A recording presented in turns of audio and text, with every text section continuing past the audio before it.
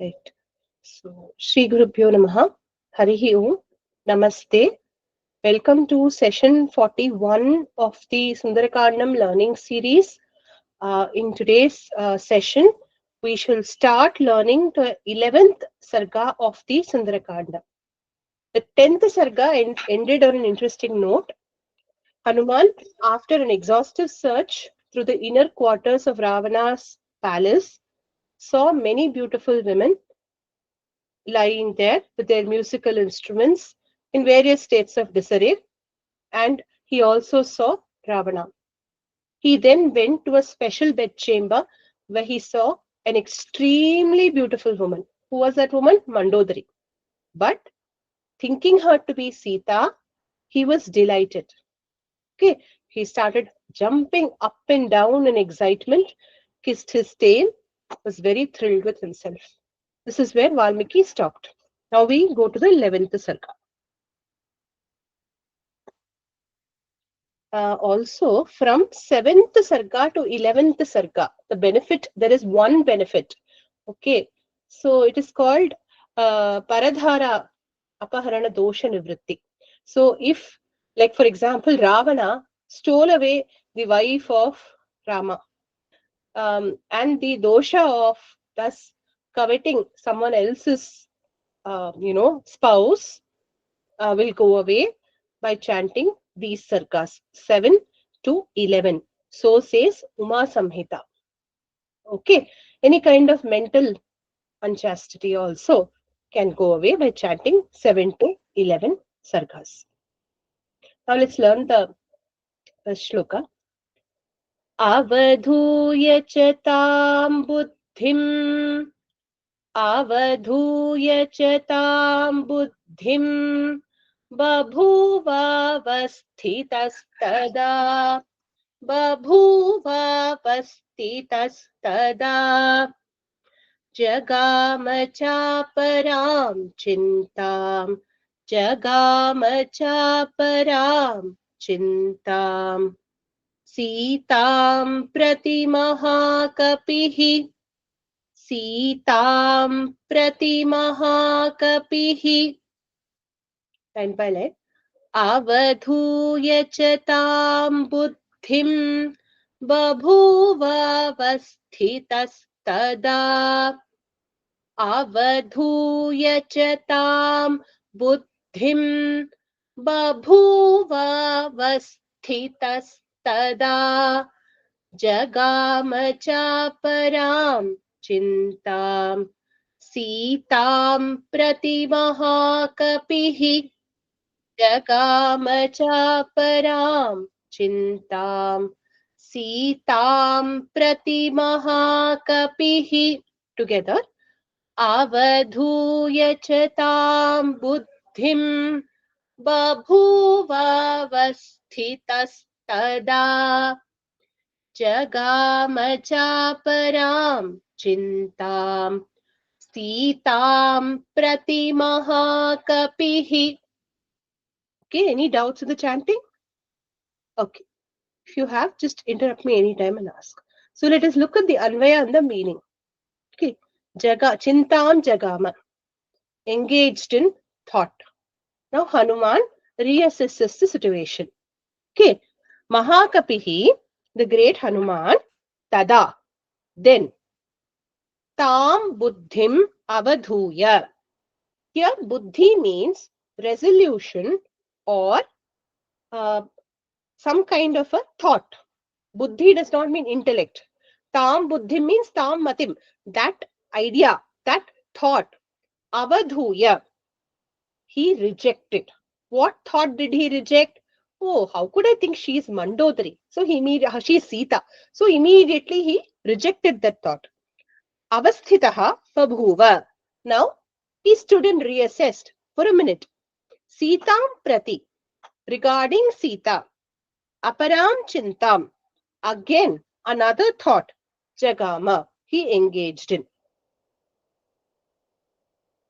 Hetu for this reassessment. Why did he reassess? His thinking is understood in second and third shlokas. So the first shloka simply says he rejected the thought that he understood Mandodari to be Sita and regarding Sita, he again reassessed and thought as follows.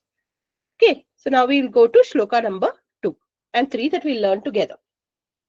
न रामेण वियुक्ता सा न रामेण वियुक्ता सा स्वप्तुमर्हति भामिनी स्वप्तुमर्हति भामिनी न भोक्तुं नाप्यलङ्कर्तुं न भोक्तुं नाप्यलङ्कर्तुं न पानम् उपसेवितुं न पानम् उपसेवितुं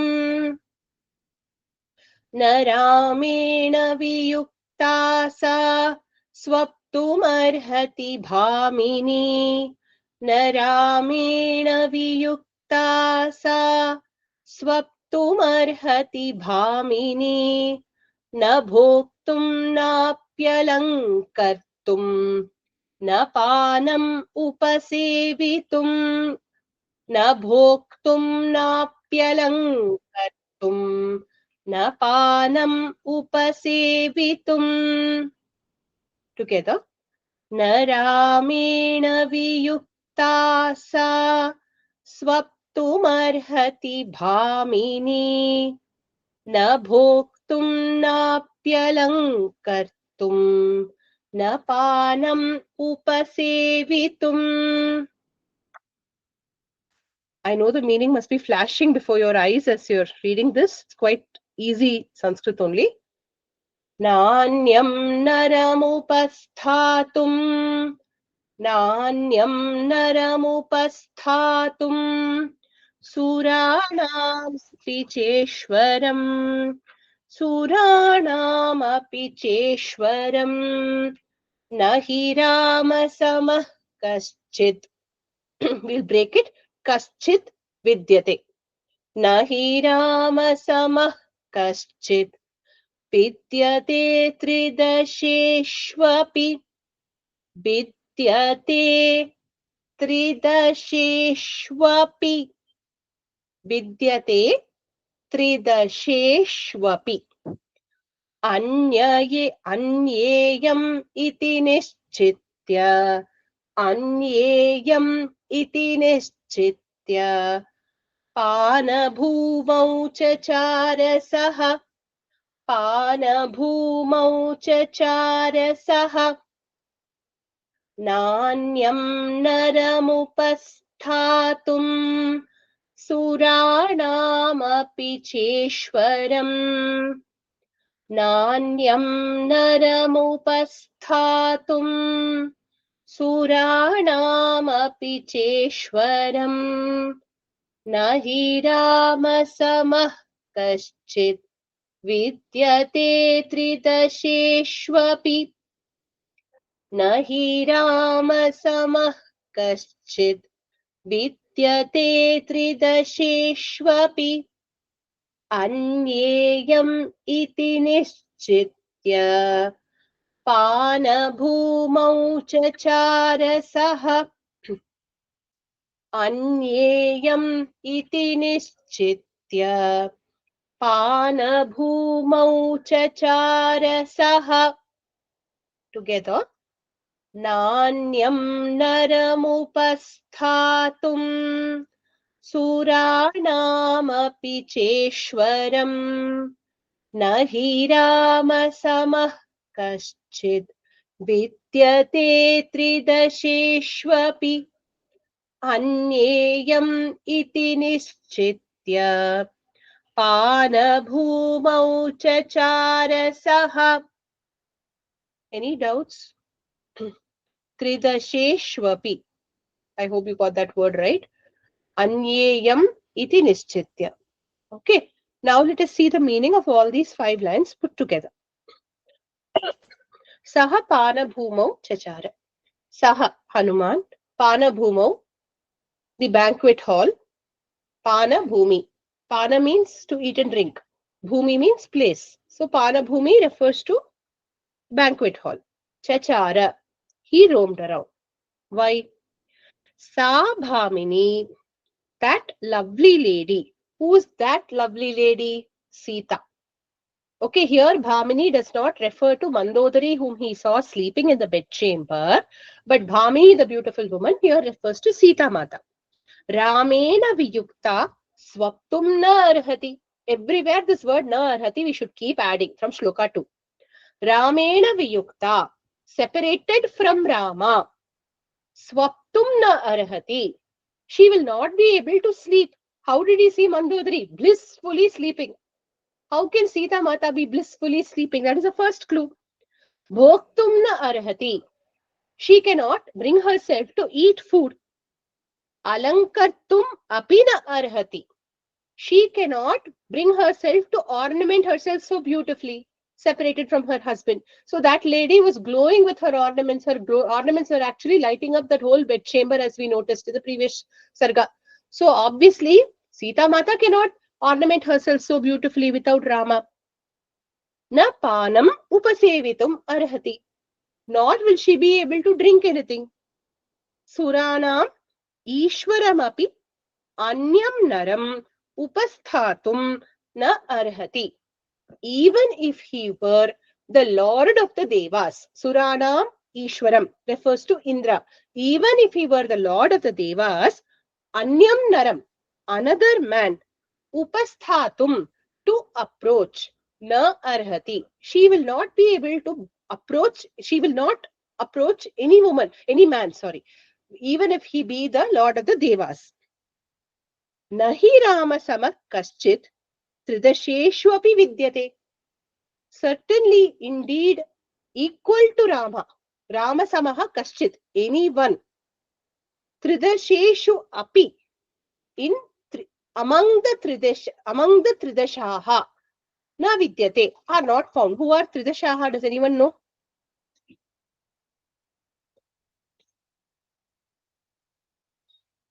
Who are the Tridashaha? Those who have only 3 stages. Tridasha. So,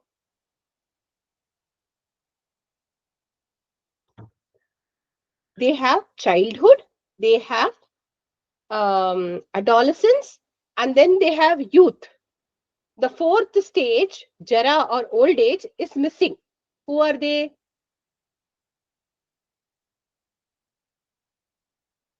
Radhaji.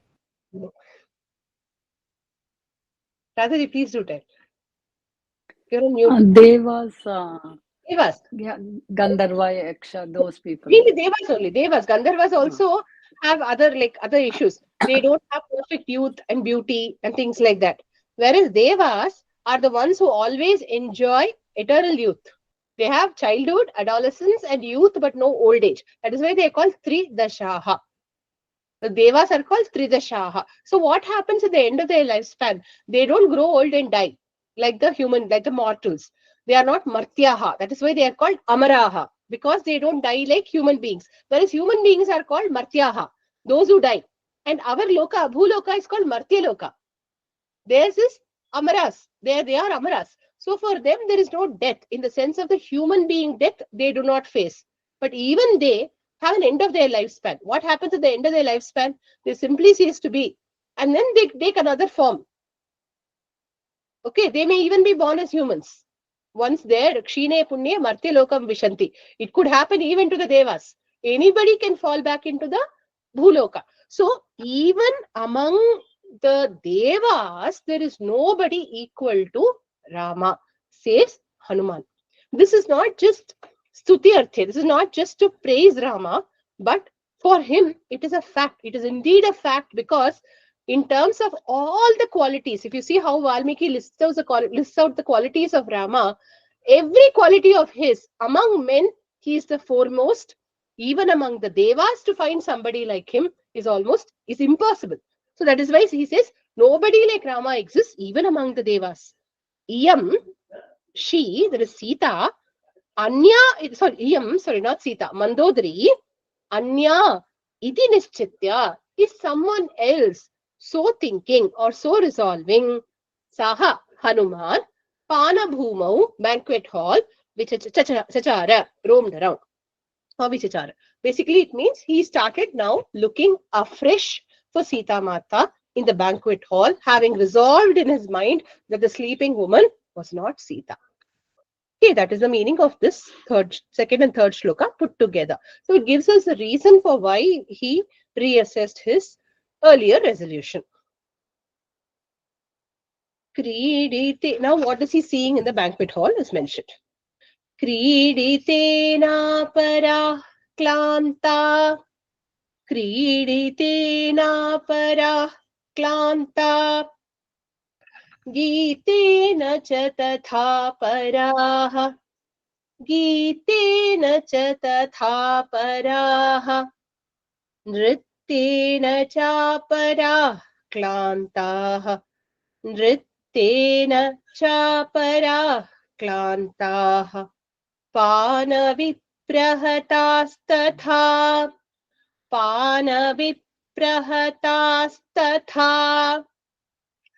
क्रीडितेनापराः क्लान्ता गीतेन च तथा पराः क्रीडितेनापराः क्लान्ता गीतेन च तथा पराः नृत्येन चापराः क्लान्ताः पानविप्रहतास्तथा नृत्येन चापराः क्लान्ताः पानविप्रहतास्तथा together क्रीडितेनापराः क्लान्ता गीतेन च तथा पराः नृत्येन चापराः क्लान्ताः पानविप्रहतास्तथा. Any doubts? Okay, clear, no? Okay, let's see the meaning. Paraha, now other women. Kriditena, so here, Panaviprahataha abhavan. Okay, they were like this. So, Paraha, other women. Kriditena, by sporting. Throughout the night, they were happily enjoying themselves. Klantaha, the fatigued ones. They were totally tired out of a night full of sporting. Tatha, Aparaha, likewise, other women. Gitena, by singing the whole night, they were klantaha. Gitena, klantaha. By singing the whole night, they were fatigued. Aparaha, other women. Nrityena klantaha. By dancing the whole night, they were tired. Tatha, panaviprahataha. Due to continuous drinking, some women were klantaha, fatigued. So you find women engaging in all kinds of sport and fatigued at the end of a night's play. मुरजेषु मृदङ्गेषु मुरजेषु मृदङ्गेषु पीठिकासु च संस्थिताः पीठिकासु च संस्थिताः तथा स्तरणमुख्येषु तथा स्तरणमुख्येषु संविष्टाश्चापराः स्त्रियः संविष्टाश्चापराः स्त्रियः संविष्टाः च अपराः स्त्रियः. Joining it becomes संविष्टाश्चापराः स्त्रियः. Okay, line by line again. मुरजेषु मृदङ्गेषु पीठिकासु च संस्थिताः मुरजेषु मृदङ्गेषु पीठिकासु च संस्थिताः तथा स्तरणमुख्येषु संविष्टाश्चापराः स्त्रियः तथा स्तरणमुख्येषु संविष्टाश्चापराः स्त्रियः. Together. मुरजेषु मृदङ्गेषु पीठिकासु च संस्थिताः तथा स्तरणमुख्येषु संविष्टाश्चापराः स्त्रियः. Okay, संविष्टाः अभवन्. Samvishtaha means they were lying down. Murajeshu. on murajas, which is a kind of musical instrument. Mridangeshu, on the mridangam. Okay. Pithikasu, on benches, seats. Cha sanstitaha, resting. Aparaha striyaha, other women. Astarana mukhyeshu, on exquisite beds. Okay. Astarana means a bed. Bed covering, bed. Mukhya refers to important. It could also mean foremost, sreshta, exquisite. Sambishtaha, they were lying down. So women were lying down on musical instruments. Some women were lying down on benches. Some were sleeping on beautiful beds. Wherever they found space, they had collapsed. Okay. Now, Angananam Sahasrena. Angananam Sahasrena.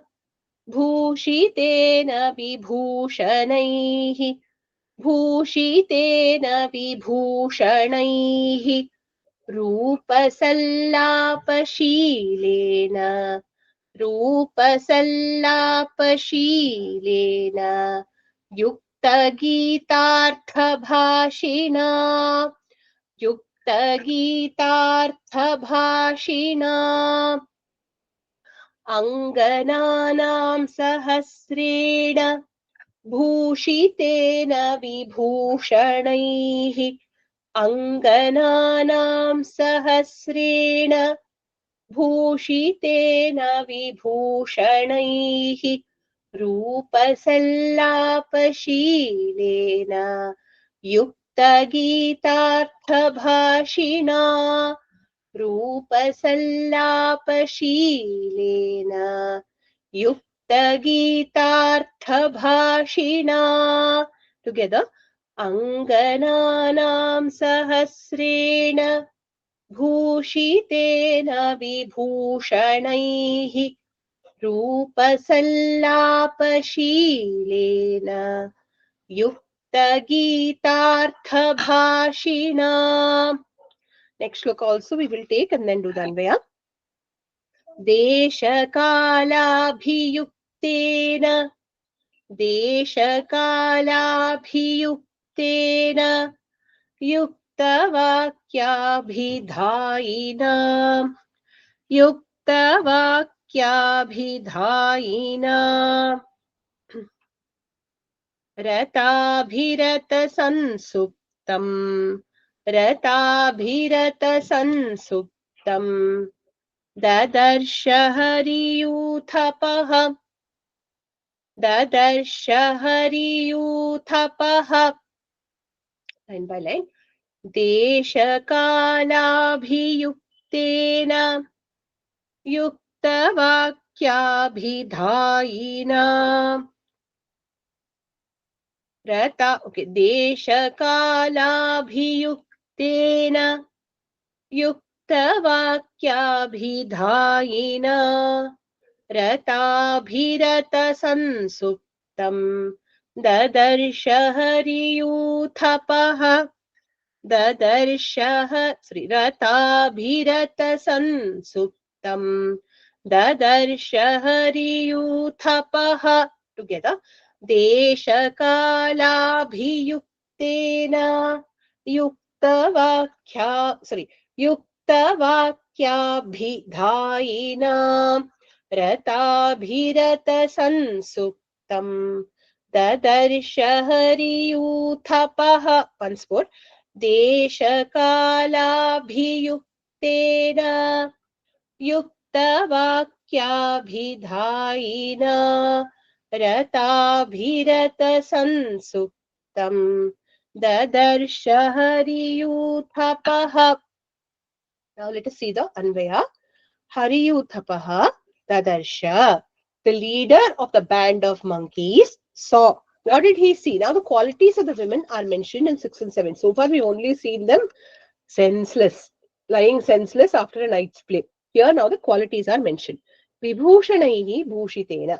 Having been adorned with ornaments. Rupa sallapa shilena. Rupa sallapa shilena. Sheela means having the quality. Rupa means of form. Sanlapa means of speech. So being endowed with beautiful form and good speech. Okay. Then Yukta Gitartha Bhashina. Those who were able to um, understand and speak in verse. So their words were lyrical, poetic, and carried meaning. So they were very good at speaking. Okay. Desha Kala Bhiyuktena. They knew what to speak when, where, and how. Desha means at the right place. Kala means at the right time. So they're all very, very intelligent women, not just beautiful women who knew how to sing and dance and drink, but they were well versed in how to speak. They knew when to open their mouths and when to keep their mouth shut. To be a part of Ravana's inner circle, you needed to have that quality, because Ravana was a volatile Rakshasa. At any point, he could do anything to you. You would see how he talks to Sita Mata later. So, to be with him, you need to know when to open your mouth. So, Desha Kalabhiyuktena, Yukta Vakyabhidhaina. They knew the right things to say, and they had the right forms of address. They would address people politely, even if they were, correctly in the right way. Yukta Abhidhaina. They knew how to talk to people correctly. Ratabhirata Sansuptam, sleeping after being engaged in the pursuits of the night. They were Angananam Sahasrena. Okay, how many of them? Thousands of such women. Hariyutapaha Dadasha saw such women. Okay, so saw so many women sleeping after being engaged in a night of play. Aarti ji? Ma'am, so from the inner quarters, he has moved to the dining area, no, ma'am? Is that Yes, what? he's still in the inner quarters. The dining area is a part of the Antapura only. Only thing Okay. is, he is no longer in the exclusive bedchamber of Mandodri. He thought he was going further and further inside, and he reached Mandodri, right? Now he's come out again. So if you imagine like a set of concentric circles, he's come out from the innermost circle. He's Okay. again in the place where Ravana inhabits with the other ladies.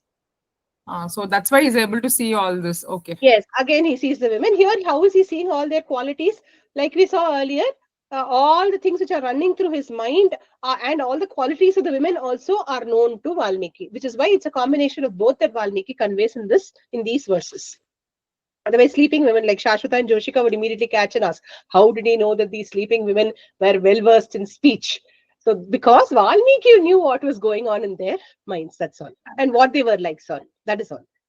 Okay. So now the next. तासां मध्ये महाबाहुः तासां मध्ये महाबाहुः शुशुभे राक्षसेश्वरः शुशुभे राक्षसेश्वरः गोष्ठे महति मुख्यानां गोष्ठे महति मुख्यानां गवां मध्ये यथा वृषः गवां मध्ये यथा वृषः तासां मध्ये महाबाहुः शुशुभे राक्षसेश्वरः तासां मध्ये महाबाहुः शुशुभे राक्षसेश्वरः गोष्ठे महति मुख्यानां गवां मध्ये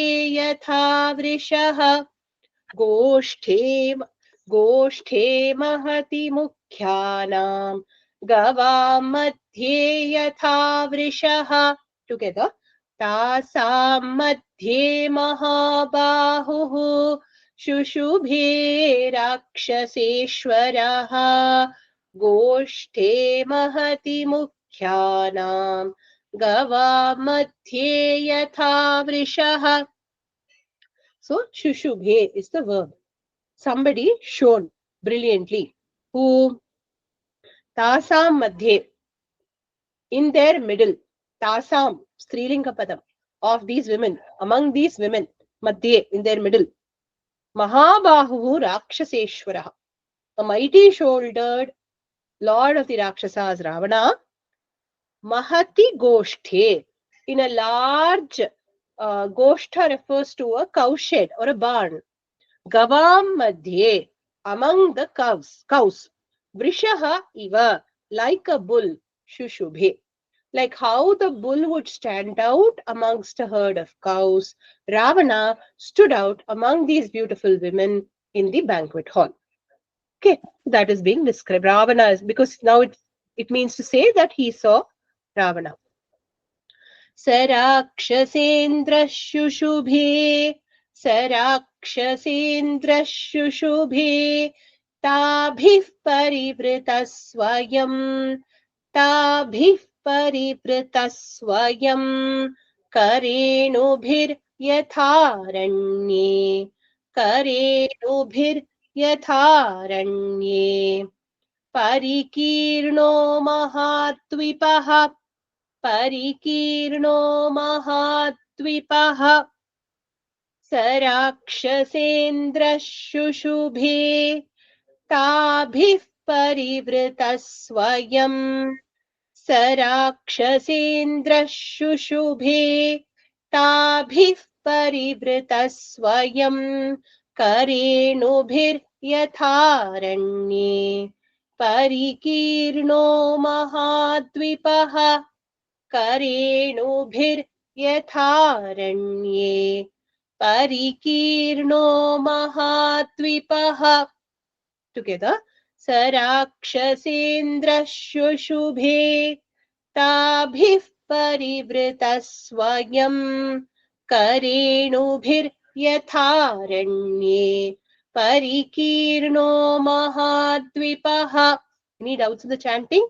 Karenubhir yatharanye. Okay, again one more description of Ravana amidst these women. Tabihi parivritaha. By them surrounded. Here also the verb is shushubhe. He glowed. Who glowed? Ravana glowed. Saha Rakshasendraha. He, the king among the Rakshasas. Swayam, himself. Maharanye, in a great forest. Karenubihi. Karenu is a name for a female elephant. Okay, there are so many words for elephants in Sanskrit. Okay, one of the words for female elephant specifically is karenu. Karenu bihi, by female elephants. Parikiranaha, surrounded. See, parivritaha, parikiranaha, both mean surrounded.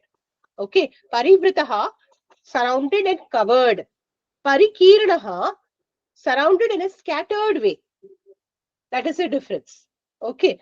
Then Mahadvipaha Yatha, like a great elephant. Elephant we've seen is called Dvipaha because it has two organs to take in things, right? The mouth and the trunk. So Dvipaha, right? Mahadvipaha, like a great elephant. Yatha, Shushubhe, he glowed. Okay.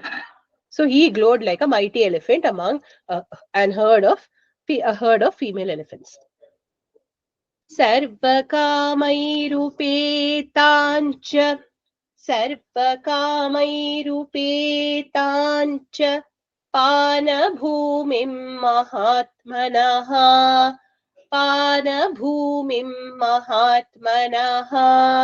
ददर्श हरिशार्दूलस्तस्य रक्षः पतेर्गृहे तस्य रक्षः पतेर्गृहे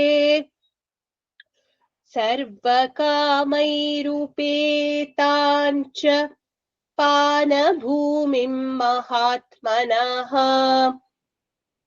सर्वकामैरुपेताञ्च पानभूमिं महात्मनः ददर्श हरिशार्दूलस्तस्य रक्षः पतेर्गृहे ददर्श हरिशार्दूलस्तस्य रक्षः पतेर्गृहे. Together. सर्वकामैरुपेताञ्च पानभूमिं महात्मनः ददर्श हरिशार्दूलस्तस्य रक्षः पतेर्गृहे. Okay, so here dadarsha is the verb. He saw. Harishardulaha dadarsha. The tiger among the monkeys saw. Harishardulaha महात्मनः तस्य रक्षपतेः. Tasya Mahatmanaha Rakshapatehe. Everything is in Sashti Vibhakti. Of Rakshapatehe means the chief of the Rakshasas, of Ravana. Tasya, of that Ravanas, of that Mahatmanaha Ravana, of the great Ravana. Here Mahatma doesn't refer to him in a very positive way of being a great soul, a person who has realization or anything, simply means powerful king. So of that powerful king's grihe, in his house, Sarva Kamaihi Upetam, with all his desires, Upetam, provided, Panabhumim, Tadarsha, banquet hall, he saw. So he's giving a full overview of the banquet hall. Everything that the heart desires is present in that place to fulfill every desire of the Rakshasa king. That's all he is saying. So now, inner quarters, he's fully checked. Now he's in the banquet hall where proper eating happens. Okay, so now the description continues of what people ate.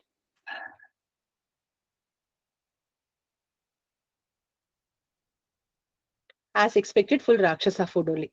Mriganam mahishanancha, Mriganam mahishanancha, Varahanancha bhagashaha, Varahanancha bhagashaha, Tatra nyastani mamsani, Tatra nyastani mamsani, पानभूमौ ददर्श सः पानभूमौ ददर्श सः मृगाणां महिषाणां च वराहाणां च भागशः मृगाणां महिषाणां च वराहाणां च भागशः तत्र न्यस्तानि मांसानि पानभूमौ ददर्श सः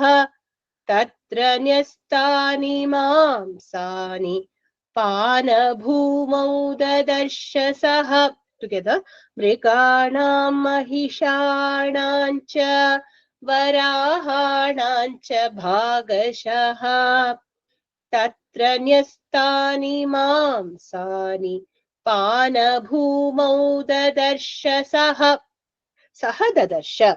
He saw. What did he see? Saha tatra panabhumau dadarsha. He there in the banquet hall, Hanuman saw. What did he see?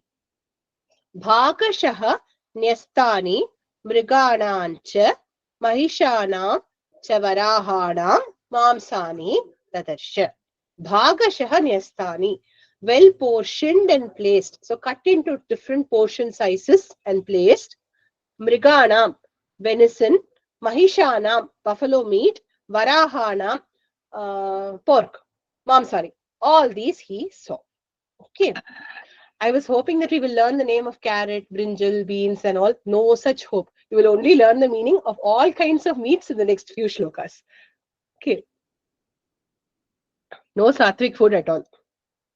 Raukmeshu cha vishaleshu रौक्मेषु च विशालेषु भाजनेष्वर्धभक्षितान् भाजनेष्वर्धभक्षितान् भाजनेषु अर्धभक्षितान् joining becomes भाजनेष्वर्धभक्षितान् ददर्श कपिशार्दूलो तदर्श कपिशार्दूलो मयूरान् कुक्कुटांस्तथा मयूरान् कुक्कुटांस्तथा रौक्मेषु च विशालेषु भाजनेष्वर्धभक्षितान् रौक्मेषु च विशालेषु भाजनेष्वर्धभक्षितान्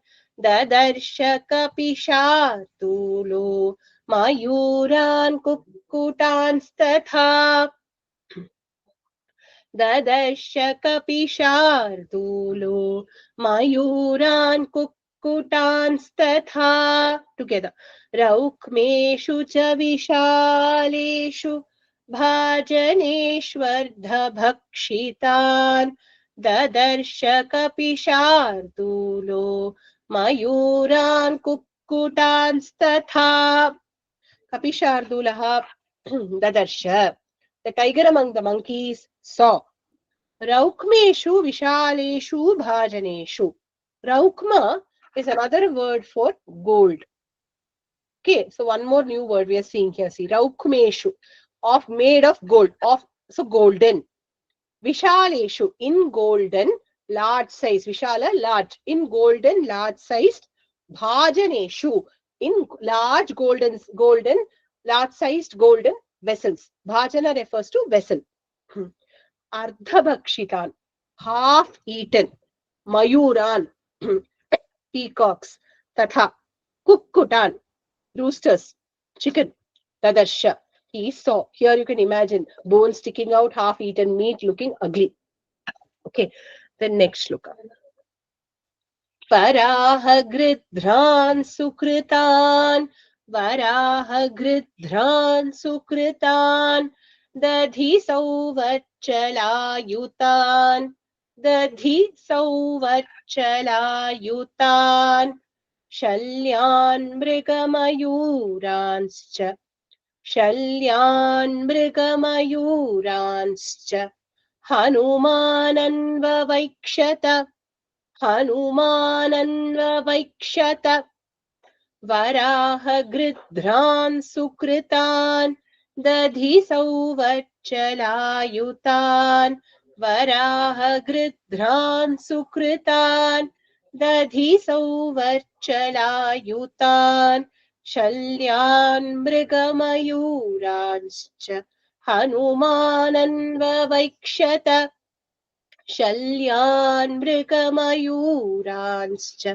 Hanumananvavaikshyata. Together, Varaha gridhran sukritan, Dadhi sauvachalayutan, Shalyan mrigamayuranscha, Hanumananvavaikshyata. Hanuman, verb is anvavaikshata, comes from ikshana, to see. Anvavaikshata, closely observed, with a thinking mind observed. What did he observe? Dadhi sauvarchalayutan, covered with or marinated in. Dadhi means yogurt, curd. Sauvarchala refers to kind of salt. So marinated in curd and salt. What did he see? Varaha gridhran. He saw sukritan, well made, well cooked. Varaha gridhran. Varaha refers to pig. So meat of the pig's pork. Gridhra, jungle fowl. Meat of the jungle fowls. Mriga mayuranscha shalyan. Mriga, deer. Mayura, peacock. Shalya, bones. So he saw bones of peacock and deer at that place. Okay, in the banquet hall.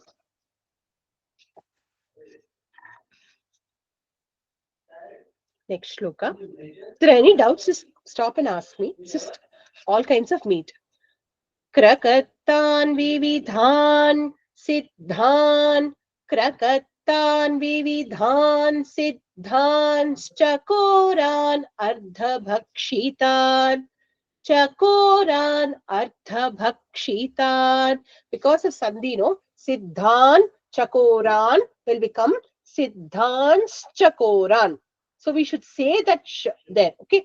I'll tell the whole line once just for reference. Krakattan vividhan siddhan chakoran ardhabhakshitan. We see many lines like this. Just note it. Krakattan vividhan siddhan chakoran ardhabhakshitan mahishanekashalyanscha chaganscha kritanishtitan mahishanekashalyanscha chaganscha kritanishtitan. Once more. Mahishanekashalyanscha chaganscha kritanishtitan. Once more. महिषानेकशल्यांश्च छागांश्च कृतनिष्ठितान् लेह्यानुच्चावचान् पेयान् भोज्यानि विविधानि च लेह्यानुच्चावचान् पेयान् भोज्यानि विविधानि च लेह्यानुच्चावचान् पेयान् भोज्यानि विविधानि च. Together all the three lines. क्रकत्तान् विविधान् सिद्धांश्च कोरान् अर्धभक्षितान् महिषानेकशल्यांश्च छागांश्च छागांश्च कृतनिष्ठितान् लेह्यानुच्चावचान् पेयान् भोज्यानि विविधानि च. Any doubts in this? Yeah, ask Rajaji. Rajaji, did you have a doubt? Did you say yes? Please Yes, unmute. yes, ma'am. This is Krakattan or Krakaran, ma'am?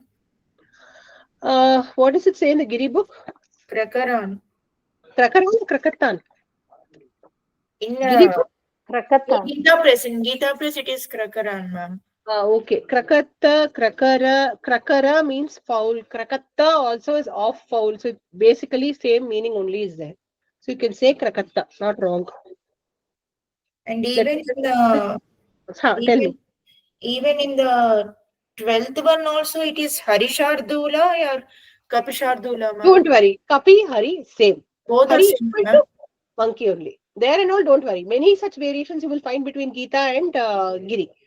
But Yes. Krakatta, Krakara, I understand. In fact, the popular commentators, Bhushana and all in his commentary have used the word Krakara only. But the main meaning is the same, foul. So it's okay. As in jungle fowl. Okay. Second So, line once more, ma'am. yeah. Mahishan ekashalyanscha chaganscha kritanishtitan. Mahishan ekashalyanscha chaganscha kritanishtitan. Okay. Now let's see the meaning. Here we have to add the word dadasha. He saw. Okay, what did he see? Vividhan, Siddhan, Krakattan. Vividhan, different kinds. Siddhan, well cooked. Krakattan, fowl. Okay, jungle fowl. Ardha, like geese and all those kind of birds, right? Ardha Bakshitan, half eaten. Chakoran, Chakora Pakshi, we saw no beautifully making that whole lake sound beautiful, look beautiful. That Chakora they killed and ate it. So Chakora, that ruddy goose. Mahishan Ekashalyanscha, Mahisha, buffaloes. Ekashalyanscha Chaganscha, one-horned goats. Ekashalya, Shalya we saw can mean bone, can also mean horn, antler. Okay, so one-horned goat. Uchavachan Lehyan. This we saw in the first Sarga, remember? Uchavachan, different kinds of food. Lehyan, that which is lickable food. Okay. Peyan, that which must be drunk. This also includes Choshana. Choshana is also a kind of, liquid food. These are different kinds of food that are there. Lehya, Peya, Choshana, like that. Vividhani Bhojyani, different kinds of eatables. He saw so sauces, condiments, different kinds of thing to make all that heavy meat palatable. All this basically tells us that such heavy rajasic food will contribute to only asura tendencies. There is no way in which a person who eats such food will be a sattvic person, right? So heavy meat eating is like leads to these tendencies, right? So now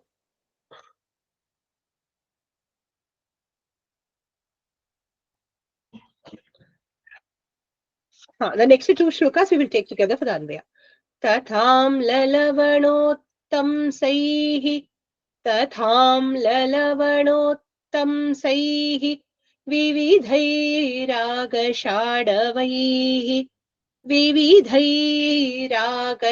विविधैरागषाडवैः हारनूपुरकेयूरैः हारनूपुरकेयूरैः अपविद्धैर्महाधनैः. Happily break it there so it's easy to chant.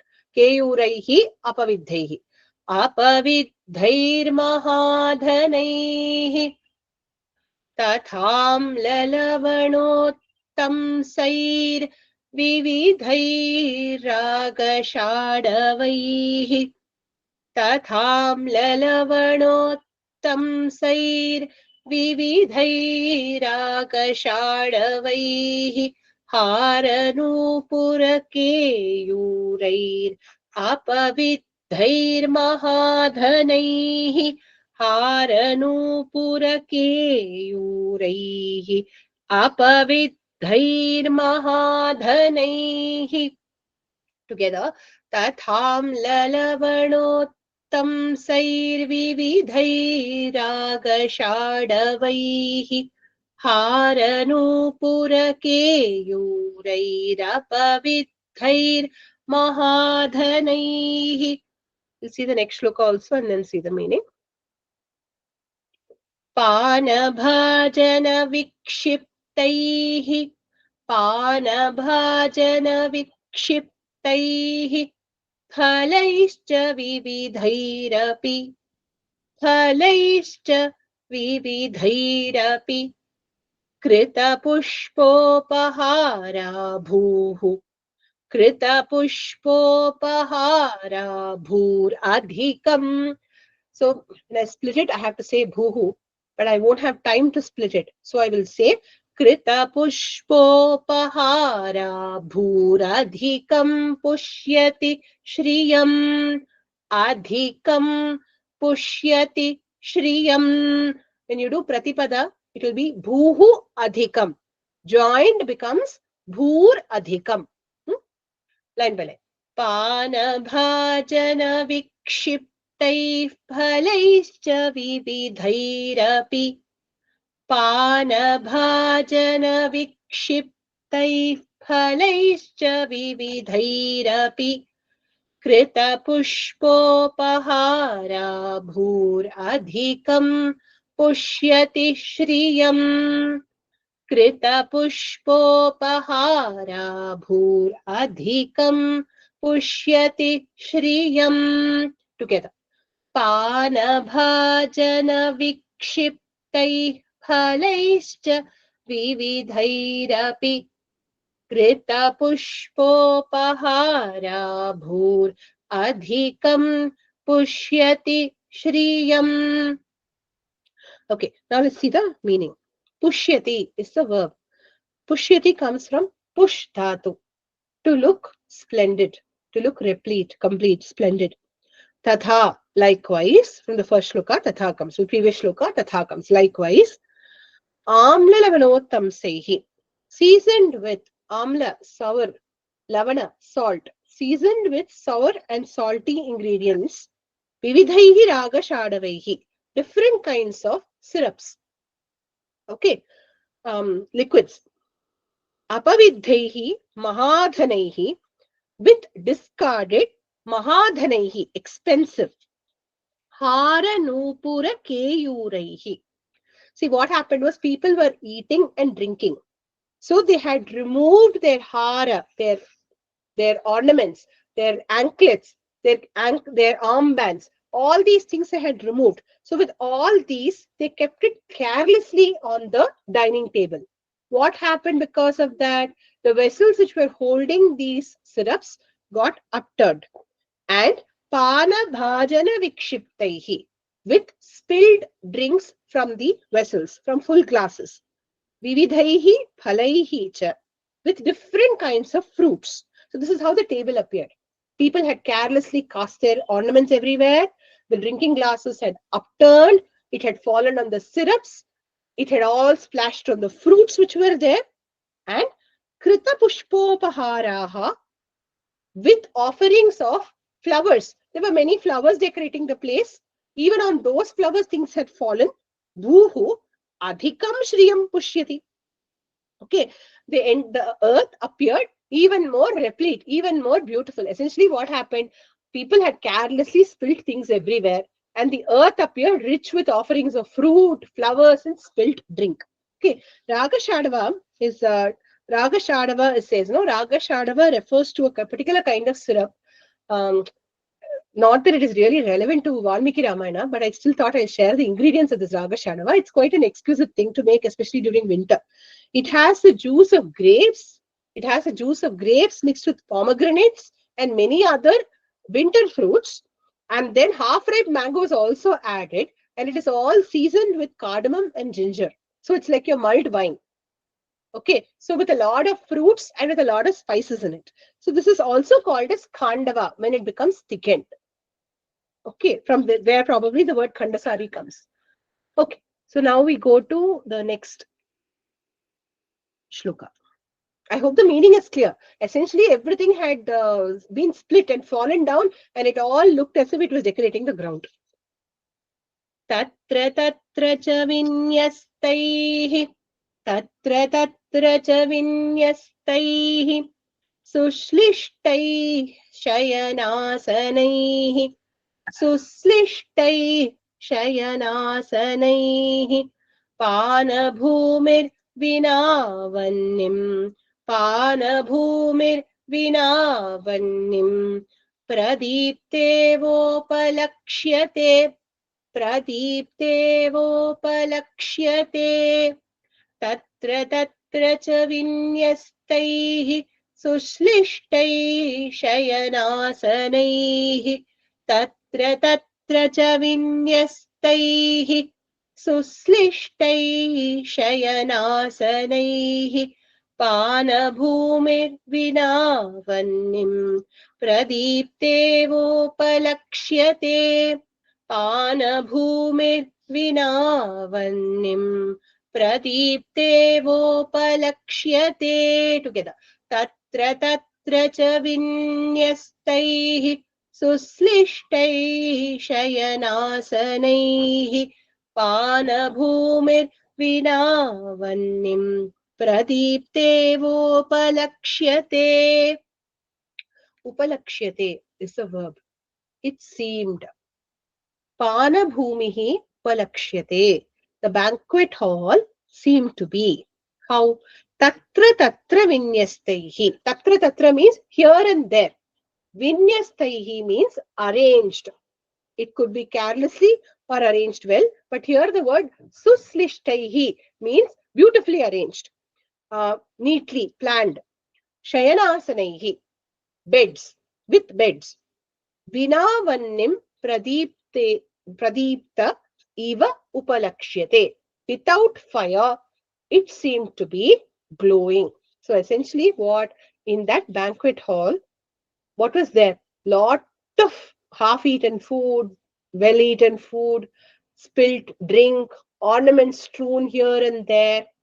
Immediately after eating, for people who wanted to sleep, there were carefully arranged beds nearby, and those beds must have been studded with ornaments and gemstones to make the entire banquet hall appear resplendent, glowing without fire. Vannim vina, without fire. Pradiptaha iva, as if lit up. Upalakshate, the banquet hall appeared. That is the meaning.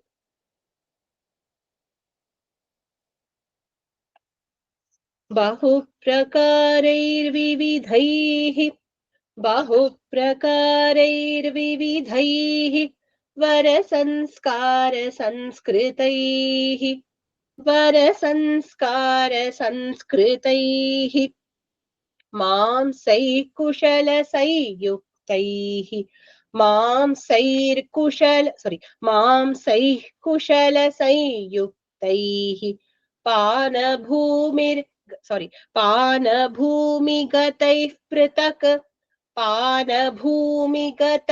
पृथक् बहुप्रकारैर्विविधैर्वरसंस्कारसंस्कृतैः बहुप्रकारैर्विविधैः वरसंस्कारसंस्कृतैः मांसैः कुशलसंयुक्तैः पानभूमिगतैः पृथक् मांसैः कुशलसंयुक्तैः पानभूमिगतैः पृथक् together बहुप्रकारैर्विविधैर्वरसंस्कारसंस्कृतैः मांसैः कुशलसंयुक्तैः पानभूमिगतैः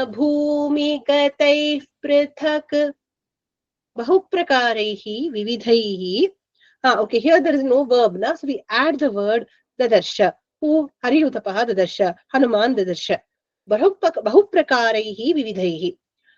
In many ways, vividhaihi, of different kinds. Vara sanskara sanskritaihi. Vara means what? Auspicious, exclusive. Sanskara, well made. Sanskritaihi, seasoned. So seasoned with nice, top quality ingredients. Kushala sayuktaihi. Made by expert chefs, not random cooks, but kushala sayuktai, cooked by expert chefs. Prithak pana bhumikataihi mamsaihi. Separately made meats were found in the banquet hall by Hanuman. Okay, so essentially these meats were well made with good ingredients, made by great chefs. Next shloka.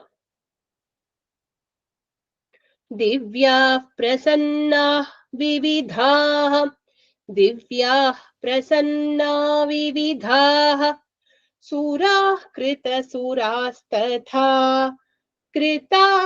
सूराः कृतसूरास्तथा शर्करासवमाध्वीक पुष्पासवफलासवाः पुष्पासवफलासवाः दिव्याः प्रसन्ना विविधाः सूराः कृतसूरास्तथा दिव्याः प्रसन्ना विविधाः सूराः कृतसूरास्तथा शर्करासवमाध्वीक पुष्पासवफलासवाः शर्करासवमाध्वीक पुष्पासवफलासवाः. Together. दिव्याः प्रसन्ना विविधाः सूराः कृतसूरास्तथा शर्करासवमाध्वीक पुष्पासवफलासवाः. After a description of the meats, can the drink be far behind? So now the description is of all the expensive drinks which are there. Divyaha, divine. This does not mean it comes from the gods. All it means is wonderful. Prasannaha, pleasing. Vividhaha, many kinds. Suraha. Suraha means wines. Sharkarasava madhvika pushpasava phalasavaha. Flavored with sharkara. Sharkara means sugar, sugar cane juice. So flavored with sugar cane juice. Madhvika. What is the root word of madhvika? Who can tell me? Honey? Huh? Honey. Correct. Madhu. From madhu comes madhvika. Madhu na sandhi madhvika. Tadita pratyaya. Of honey. So made of honey. Pushpasava. Juice of flowers. Phalasavaha. Juice of fruits. Kritasuraha api. These were not just drunk like normal juices, but they were all fermented. Kritasuraha api. Even though they were fermented. What will happen if you ferment anything? It will become a little sour and it will also become bitter. Despite the sourness and bitterness that comes from fermenting, taihi vividhaihi. Each one of them of different kinds, vasapurnaha. Because they were am I taking from the next one also and telling? Yeah, from the next one also I'm telling. Let's learn the next shloka, then we will know what happens. So they are kritasuraha. So they were all fermented. Now let us see what happened to the fermented ones. Vasachurnaischa vividhaihi. Vasachurnaischa vividhaihi. Trishtastaistaiः पृथक् पृथक् दृष्टास्तैस्तैः पृथक् पृथक् सन्तता शुशुभे भूमिः सन्तता शुशुभे भूमिः माल्यैश्च बहुसंस्थितैः माल्यैश्च बहुसंस्थितैः.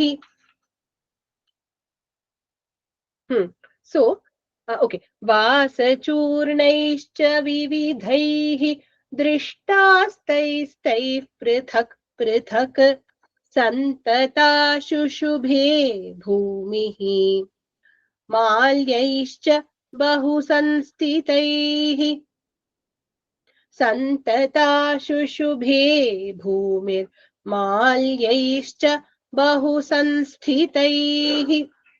Together. वासचूर्णैश्च विविधैः दृष्टास्तैस्तैः पृथक् पृथक् सन्तता शुशुभे भूमिर्माल्यैश्च बहुसंस्थितैः. Okay. So here the last line, 20th line, we will take with the next shloka for the Anvaya. We will just take the first line. Okay. So we saw Kritasuraha api, although they were fermented. Vasachurnaihi vividhaihi prithak prithak taihi, with all these different kinds of vasachurnas, with all these different kinds of spices. Okay.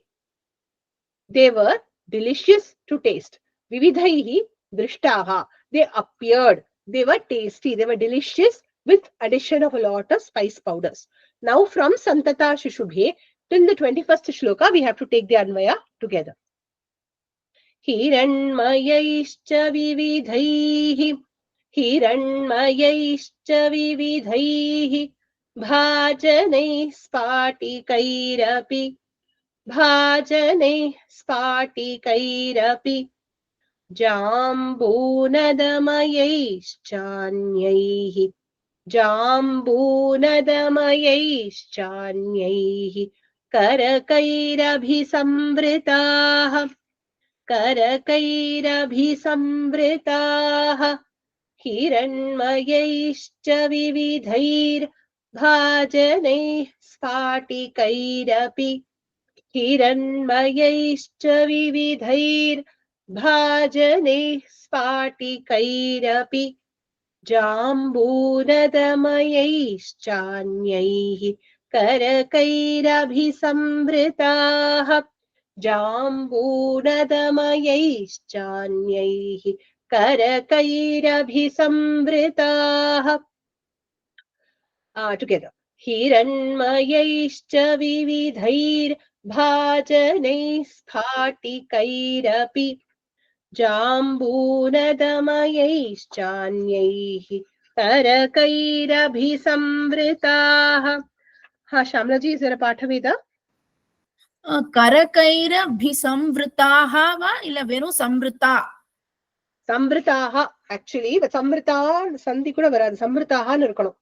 Because it is Samvritaha, Jambunadamaihi Annihi Bhajanaihi Samvritaha Bhumi. Samvrita Bhumihi. That is also okay. Samvrita is also okay. If you relate it to Bhumi, it is fine. So Samvrita, sorry. Samvrita. Abhisamvrita Bhumihi. It is Abhisamvrita only, as it is given in Giri book. Okay. And as it is given in the text. So please correct it. It is only Abhisamvrita. What I just said was wrong. Abhisamvrita, it's not Abhisamvritaha. It is Abhisamvrita. Jambunadamayaischanyaihi karakairabhisamvrita. That's it. Okay. So now let's see the meaning. So from the previous shloka, we have taken the second line and then taken these two. In the previous shloka, you would have noticed the verb shushubhe. Something glowed. What glowed? Bhumihi shushubhe. The Pana Bhumihi, the banquet hall, was glowing. Why? Santataha. It was spacious. It was not a cramped space. The spacious. Hiranmayaihi sphatikaihi api. This is from the next verse. Hiranmayaihi. Tritiya vibhakti bahuvachanam. With golden. Sphatikaihi. With crystal. vividhaihi bhajanaihi. Different kinds of vessels made of gold and crystal. Jambunadamayaihi anyaihi karakaihi. With other jars and vessels made of jambunada. You know what jambunada is? Gold. Other golden jars and vessels. Abhisambrita bhumihi. Covered ground, panabhumihi, shushubhe, looked splendid. That's the meaning. So essentially, now the description after the drinks comes to all the vessels. The vessels were glowing, the place appeared therefore glowing. I hope the meaning is clear. 1 minute, I didn't open the bigger screen. Any doubts? Can I move forward? Do you want me to repeat anything? So 3 sections he's described. One, he's described the food, then he's described the drink, now he's described the vessels. Okay.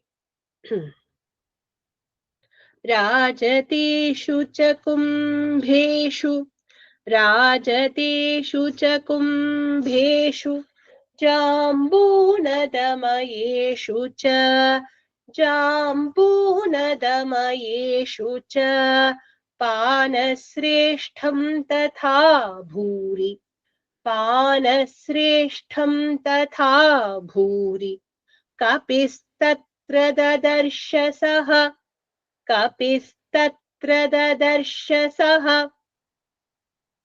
राजतेषु च कुम्भेषु जाम्बूनदमयेषु च राजतेषु च कुम्भेषु जाम्बूनदमयेषु च पानश्रेष्ठं तथा भूरि कपिस्तत्र ददर्श सः पानश्रेष्ठं तथा भूरि कपिस्तत्र ददर्श सः टुगेदर राजतेषु च कुम्भेषु जाम्बूनदमयेषु च पानश्रेष्ठं तथा भूरि कपिस्तत्र ददर्श सः Saha kapihi dadarsha. That monkey saw. Now the description of the vessels continue. Rajateshu jambunadamayeshu. You all know what is Rajateshu. In silver. Jambunadamayeshu. In golden. Cha kumbheshu. In such pots. In pots made of gold and silver. Bhuri panasreshtham. Filled with, replete with panasreshtham. Superior wines. He saw. So he saw many golden and silver jars filled with wine.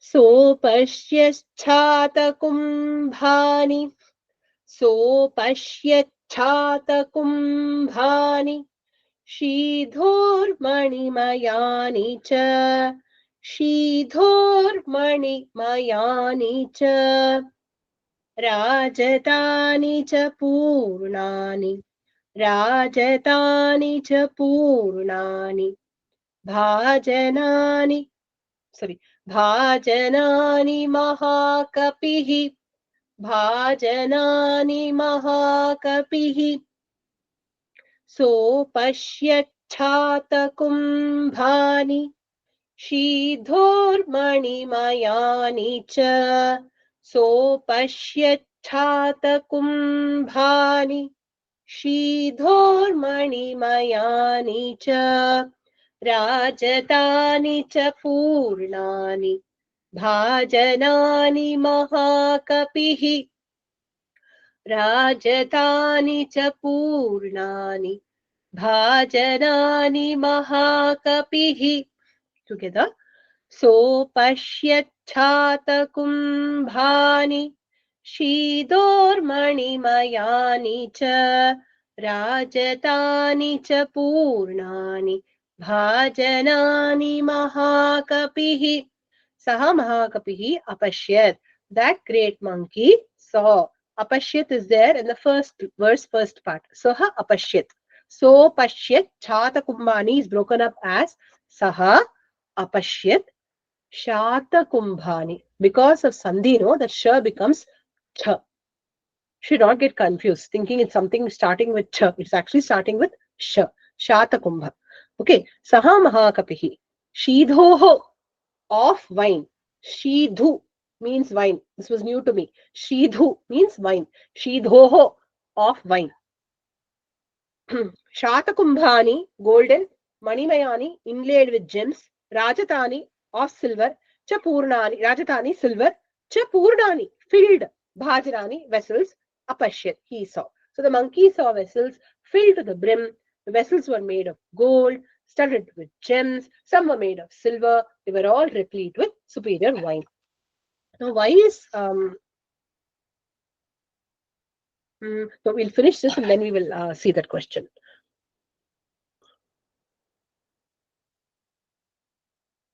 क्वचित् अर्धावशेषाणि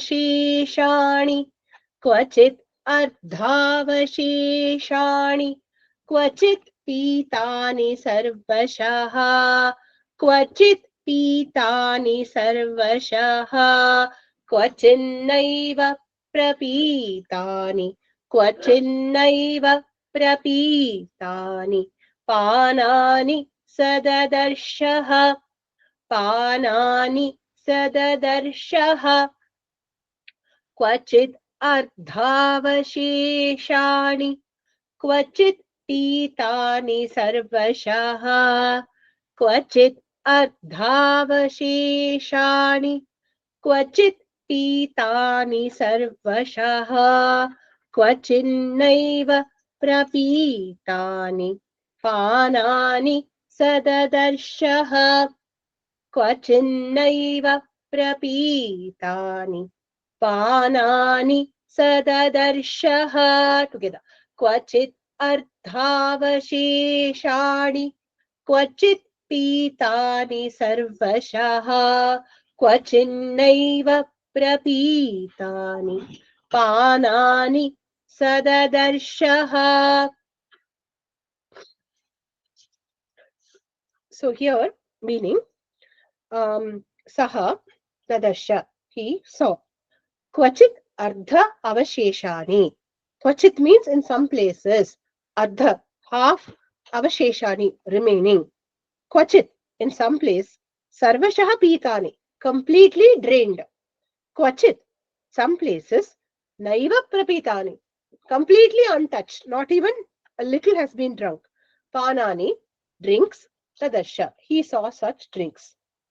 Now, before we close the session with the shloka, there's a question that I want to ask. In the 11th Sarga, so far, what have we seen? He decided it is not Mandodari. He decided it is not Sita. It must be somebody else. He didn't even bother who. And then he sees more women. In the 10th Sarga also, he sees women. In the 11th Sarga also, he sees women. A purpose of seeing these women, Sita has to be found somewhere. Among these women, let me look. Then he sees all kinds of food, all kinds of drink.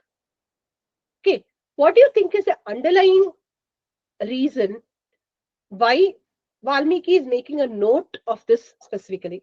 And these 24 shlokas, I know he goes very slowly. 24 shlokas, why is he devoting to food, drink and women? Does anybody have any thoughts on this? Yes, ma'am. And He's not. His mind is dedicated to his mission. He that is not deviated at all. very nice, very nice. Not deviated. Yes, Kausalya, his mind is not at all deviated. Very nice. Jayaji, did you want to add something else? Yes, ma'am. Despite seeing all this, and as she said, not being deviated, it is the characteristic of Rakshasas that is brought out. And not only that, the way they are attracted to women and the lust and all that, it has shown. It says this should be avoided. And probably, like Hanuman, we should avoid it. Like that's what I very thought. nice. Very nice. Radhaji, even your hands were raised. No, it is just showing on the Ravana's nature, how really like in today's world also, if you go to a bar or something, this will be like this only, most richest bar. So they are trying to say that affluence in money itself spent in a not right way. So that same thing can be done in two ways. So as we say, no, this Ramayana whole thing is that only thing is that adharma. So to bring that out, maybe he took so much effort to say that this is not the right way. Very nice thoughts. Raji ji, what did you have to say? Ma'am, actually, it is also the mind, ma'am. It is always leads the senses also regarding the food and the woman. Whereas the Hanuman is not like that. He did not cross, I think, the line of dharma because he's very stable, I think. So Very even good. Very nice. True. Very true. so, it is always the mind which carries the senses. Vagaries of the mind, we say no, ma'am. Even in Correct. the so Correct. maybe that is the point. So his goal is only to look about Sita. That's all. Very Sita. nice. That's what Kausalya ji also pointed out at the very beginning. His mind was focused on finding Sita Mata. He was not getting distracted. Very nice. Yeah, thank you. Bhuvana ji, you had something to say? Said by everybody, I also want to say that characteristics of the people and also the money, how lavishly spent there, and also the things available at the places to imagination of the poet has been brought in this Sargas. True. Okay, very nice. So actually, all of us should write on modern commentary on Sundarakandam because this point, no, it's not really covered except for the last part. Last part of the Sarga where this point is covered. The main thing which, like Radhaji, very beautifully and nicely, she pointed out that adharmic way we can flaunt wealth, and even in today's situation, we will find such descriptions of places. It may not be Ravana's banquet hall, but we will find such places. So here, what is Hanuman's reaction? Is he getting attracted? Because Hanuman also being a monkey will want to eat meat, will want to drink any intoxicating substance, and being capable of taking a human form, he could very well chase after these women. But he was very focused on Sita Mata. That is exactly the thing here. How is wealth flaunted and used strongly, and how when used adharmically will finally lead to downfall. So very nicely, everyone brought out the points. Great. So with this, we will close today's session. We can stop the recording also. We'll chant the concluding shlokas.